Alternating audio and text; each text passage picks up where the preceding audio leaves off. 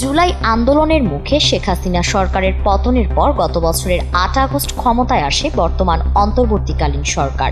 ১ বছরের পথ চলা শেষ হলেও এই সরকারের সামনে এখন বড় চ্যালেঞ্জ হয়ে দাঁড়িয়েছে অর্থনৈতিক সংকট। রাজস্ব আদায় কমে যাওয়া, আগের সরকারের নেওয়া বিপুল ঋণ পরিশোধ আর মূল্যস্ফীতির কারণে পণ্যের দাম বেড়ে যাওয়া, এই ৩ কারণেই সরকার এখন চরম আর্থিক চাপে পড়েছে বলে উঠে এসেছে দৈনিক যুগান্তরের এক প্রতিবেদনে।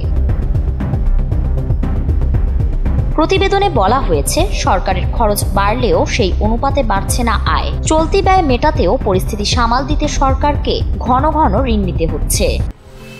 10 বছরের যাত্রা তো কেবলই শুরু। একসাথে গ্রো করার এই জার্নি চলুক আগামীতেও। পাঠাও 10 years of growing with you। এজন্য উন্নয়ন প্রকল্পে ব্যয় ব্যাপকভাবে কমিয়ে আনা হয়েছে, কিন্তু তাতেও ঋণ কমছে না, বরং অভ্যন্তরীণ উৎস থেকে সরকারের ঋণ ক্রমেই বাড়ছে।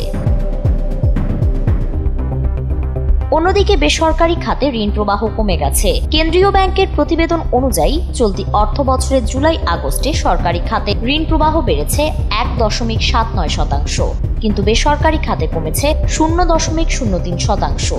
বেসরকারি খাতের আমদানি কিছুটা বেড়েছে ঠিকই, কিন্তু রপ্তানি ও শিল্প খাতে মন্দা থাকায় নতুন বিনিয়োগ হচ্ছে না। গত বছরের জুলাইয়ে ছাত্র জনতার আন্দোলনের পরে ব্যবসা বাণিজ্যে যে ধাক্কা লেগেছে তা এখনো কাটেনি। দেশের মোট অভ্যন্তরীণ ঋণের ২৮% সরকারি খাতে আর বাকি ৭২% বেসরকারি খাতে যাচ্ছে। মোট অভ্যন্তরীণ ঋণের পরিমাণ এখন প্রায় ২৩ লাখ কোটি টাকা, যার মধ্যে সরকারি খাতে ৫.৫ লাখ কোটি এবং বেসরকারি খাতে ১৭.৫ লাখ কোটি টাকা। সরকারি খাতে ঋণ বাড়লেও তা উৎপাদন বা কর্মসংস্থানে তেমন কোনো ভূমিকা রাখছে না। মূলত সরকারি ব্যয় নির্বাহেই এই ঋণ নেওয়া হচ্ছে, ফলে কোনো প্রাকৃতিক দুর্যোগ বা অঘটন ঘটলে ঋণের বোঝা আরও বাড়ার আশঙ্কা রয়েছে।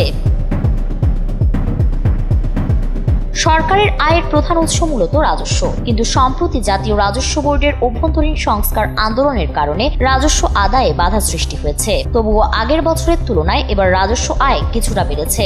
গত জুলাই আগস্টে আদায় হয়েছে ৫৪,৪২৩ কোটি টাকা, যেখানে লক্ষ্য ছিল ৬১,০০০ কোটি টাকা। এদিকে খরচ বেড়ে যাওয়ায় সরকার বড় ঘাটতিতে পড়েছে, যা মেটাতে আবারও ঋণ নিতে হচ্ছে।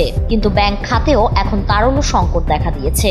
অর্থনৈতিক মন্দা ও মূল্যস্ফীতির কারণে মানুষের সঞ্চয় কমে যাওয়ায় অভ্যন্তরীণ উৎস থেকেও সরকার পর্যাপ্ত ঋণ পাচ্ছে না।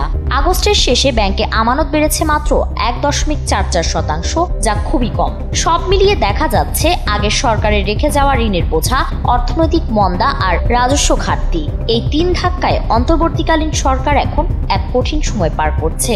সামনে পরিস্থিতি আরো কঠিন হতে পারে বলে আশঙ্কা করছেন অর্থনীতিবিদরা।